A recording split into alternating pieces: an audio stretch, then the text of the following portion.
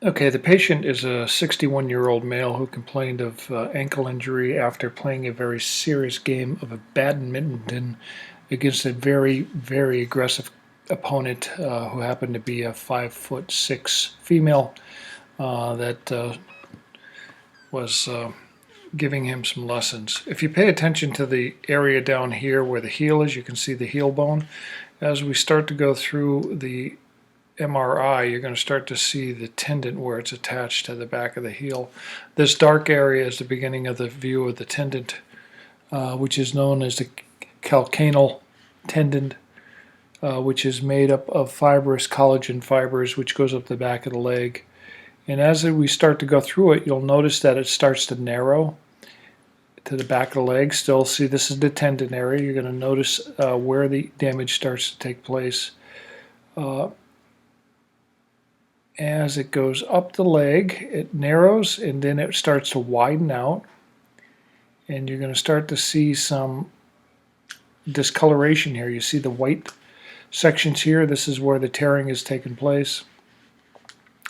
And as we go a little farther, you see some additional tearing here, right in this area right there. And then as you go up higher up the leg, which is what we're doing, there is no more visible damage that can be seen to where it attaches to the calf.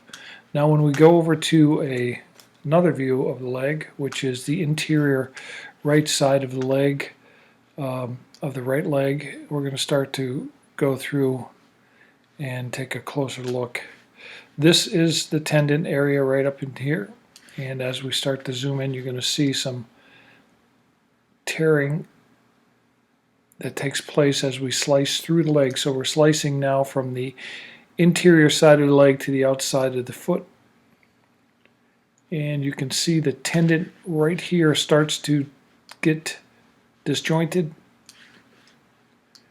And as we go a little farther, you can clearly see that there is some tearing going on, some rupturing going on. During the Thompson's test evaluation of the patient, he exhibited very little plantar flexation when his calf was squeezed, and so we can see that as we go farther to the right side of the leg, there is still some damage to the tendon.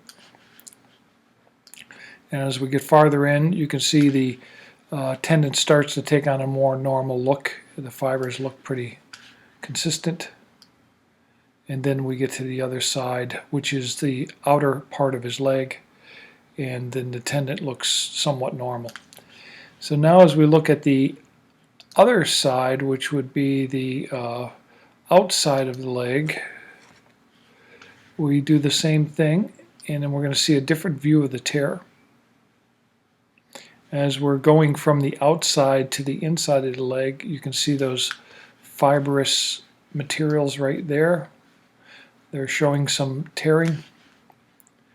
And as we go a little bit deeper in, you start to see, okay, hold on a second. Start to see some tearing right there. Rupture, I should say. And as we slice through the end of it, going to the inside of the foot, it looks more normal. So now let's take a look at the back side. So this is looking at the back side of the foot. And this is the tendon where it attaches to the back of the heel right here. And you can see that they're starting to exhibit some difference in fiber direction. As we get a little closer in, you start to see that this area here has suffered some rupture right in that area.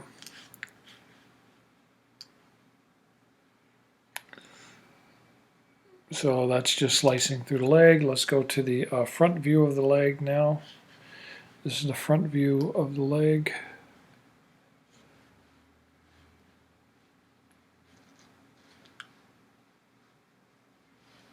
And I'm not quite sure what I'm looking at here, but I believe that this area here exhibits some fibers that are torn as well.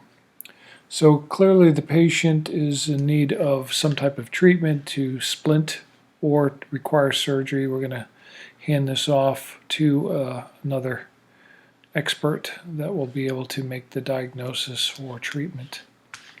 So the lesson learned here is never ever play badminton with a 5'6" powerhouse that drives the birdie like nobody's business. So hopefully all who are watching this video will learn the lesson. Let me go over one more time to this one, because this one really tells the story, I think, of the tendon damage that that was caused right there.